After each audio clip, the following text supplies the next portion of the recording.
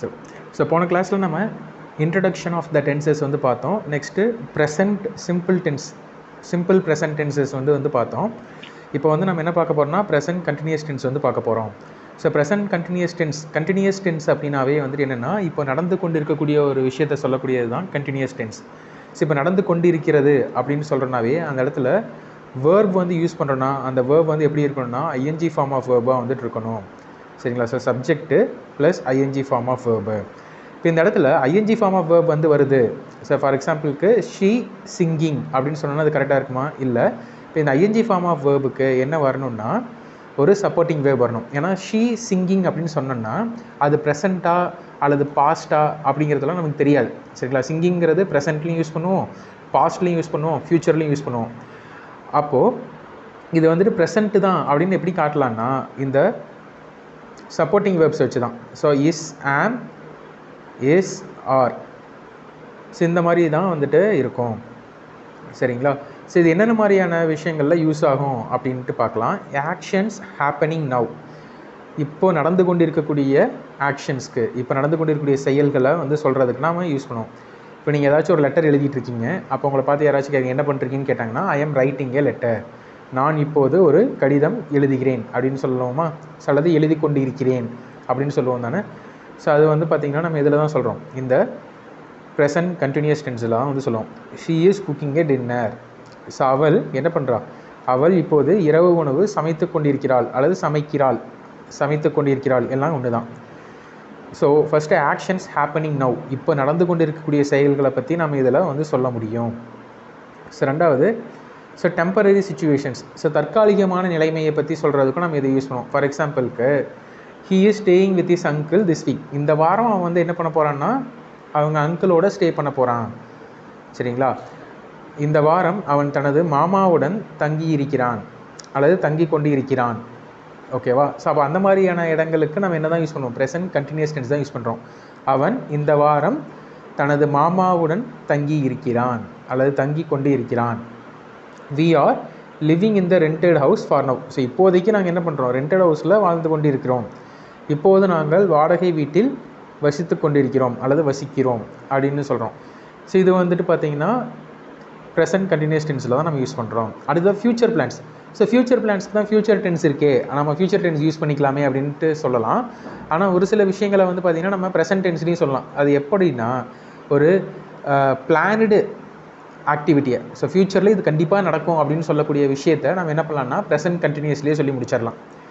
சரிங்களா? So for எக்ஸாம்பிளுக்கு I am meeting my friend tomorrow, நான் நாளைக்கு என்னோடய ஃப்ரெண்டை மீட் பண்ண போகிறேன். சரிங்களா? அதை வந்து நான் என்னவே சொல்லலாம்னா இப்போ இருக்கக்கூடிய ப்ரெசன்ட் கண்டினியூஸாக சொல்லலாம். நாளை என் நண்பனை சந்திக்கிறேன் அதாவது சந்திப்பேன் அப்படிங்கிற மாதிரி வந்து சொல்லலாம். They are going to the cinema to night, so அவங்க வந்துட்டு நைட்டு தான் வந்து சினிமாவுக்கு போக போகிறாங்க. ஆனால் அதை வந்து நம்ம எப்படியே சொல்லலாம்? ப்ரெசன்ட் கண்டினியூஸ், இப்போ ப்ரெசென்ட்டில் பண்ணுற மாதிரி இந்த கண்டினியூஸ் டென்ஸ்லேயே சொல்லலாம். ஏன்னா அது வந்துட்டு என்ன ஆயிடுச்சுன்னா முன்னாடியே பிளான் பண்ணியாச்சு, கண்டிப்பாக அந்த டைமுக்கு அவங்க போயிடுவாங்க. நாளைக்கு கண்டிப்பாக அவன் வந்து என்ன பண்ண போகிறான்னா அவனுடைய ஃப்ரெண்டை மீட் பண்ண போகிறான். அதே போல் இந்த சினிமாவுக்கு அந்த டைம் புக் பண்ணியிருக்காங்கன்னா 10 மணி ஷோனா 10 மணிக்கு கண்டிப்பாக போய் தான் ஆவாங்க. சரிங்களா? அப்போ வந்து அந்த பிளானடு டைம் வந்துட்டு கண்டிப்பாக பிளானடாக இருக்குது. அப்படிங்கும்போது அதை வந்து நம்ம என்ன சொல்லலாம்னா இந்த ப்ரெசன்ட் இப்போ கண்டினியூஸ் டென்ஸில் நம்ம சொல்லலாம். I am meeting my friend tomorrow, நாளைக்கு நான் கண்டிப்பாக என்னோடய ஃப்ரெண்டை மீட் பண்ணுவேன். ஸோ இன்றைக்கி டூ நைட் வந்துட்டு என்ன பண்ணுவேன்னா நான் சினிமாவுக்கு போவேன். அப்படிங்கும்போது அந்த இடத்துல நம்ம என்ன பண்ணலான்னா இந்த ஃப்யூச்சர் ப்ரெசன்ட் கண்டினியூஸ் டென்ஸை வந்து யூஸ் பண்ணலாம். So next repeated actions. So முக்கியமாக நெகட்டிவ் சென்ஸில் நடக்கக்கூடிய ரிப்பீட்டட் ஆக்ஷன்ஸை பற்றி நம்ம வந்து எதில் சொல்லலாம்னா இந்த ப்ரெசன்ட் கண்டினியூஸ் டென்ஸில் யூஸ் பண்ணலாம். ஸோ வழக்கமாக அதாவது நெகட்டிவாக ஏதாச்சும் ஒன்று நடக்குதுன்னு வைங்களேன், ஆல்வேஸ் கான்ஸ்டண்ட்டாக வந்துட்டு நெகட்டிவாக ஒரு விஷயம் பண்ணிகிட்டே இருக்காங்கன்னா அவங்கள வந்துட்டு இந்த டென்சஸில் வந்து சொல்லலாம்.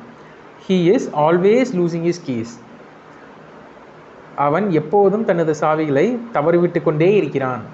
சரிங்களா? அவன் வந்துட்டு எப்போவுமே அது ஒரு நெகட்டிவான ஒரு ஆஸ்பெக்ட் தானே இது. கீஸை வந்துட்டு அவன் என்ன பண்ணிட்டே இருக்கான்? தொலைச்சிக்கிட்டே இருக்கான். அப்படிங்கும்போது அதை நம்ம கண்டினியூஸ் டென்ஸில் தான் வந்து சொல்கிறோம். So next she is constantly talking during the class, அவள் வகுப்பின் போது எப்போதும் பேசிக்கொண்டே இருக்கிறாள்.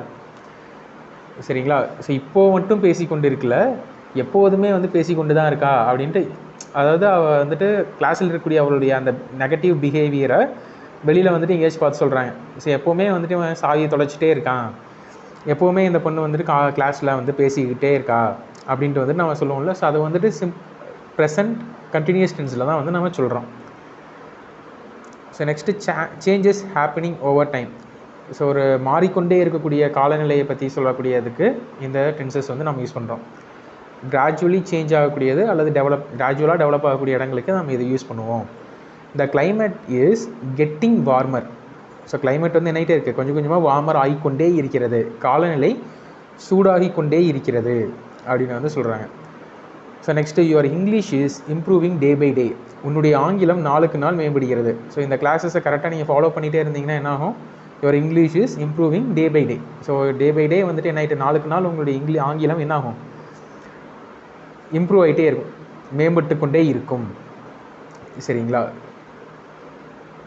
ஸோ இதெல்லாம் தான் வந்து பார்த்திங்கன்னா நம்ம ப்ரெசன்ட் கண்டினியூஸ் வந்து யூஸ் பண்ணுவதற்கான கண்டிஷன்ஸ். இந்த மாதிரியான சூழ்நிலைகளில் ப்ரெசன்ட் கண்டினியூஸ் டென்ஸ் வந்து நம்ம யூஸ் பண்ணுவோம். சரிங்களா? So thank you. நம்ம நெக்ஸ்ட் வீடியோஸில் ப்ரெசன்ட் பர்ஃபெக்ட் வந்து பார்க்கலாம், பர்ஃபெக்ட் கண்டினியூஸ், பாஸ்ட், அடுத்தது ஃப்யூச்சர், இதெல்லாமே வந்து பார்த்து முடிக்கலாம். So thank you.